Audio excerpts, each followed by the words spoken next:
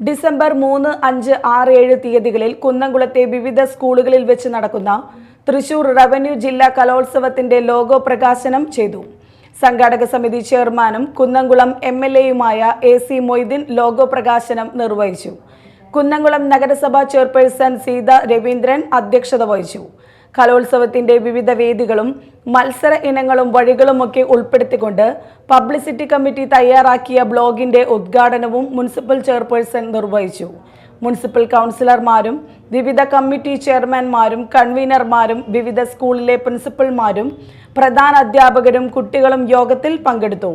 Kunnamkulam AEO A Moideen, publicity committee joint convener Naveen K Kumar, നഗരസഭാ standing committee ചെയർമാൻമാരായ PM Suresh, P Somasekharan, Shebeer PK, Sajini Preman എന്നിവരും കൗൺസിലർമാരായ Biju B Baby, Mini Monsy, Misha Sebastian, Leela Unnikrishnan എന്നിവർ സംസാരിച്ചു. സ്കൂൾ അധ്യാപകനായി വിരമിച്ച അസ്ലം തിരൂർ തയ്യാറാക്കിയ ലോഗോയാണ് തെരഞ്ഞെടുക്കപ്പെട്ടതെന്ന് publicity committee chairman Labeeb Hasan, convener Simon Jose എന്നിവർ അറിയിച്ചു.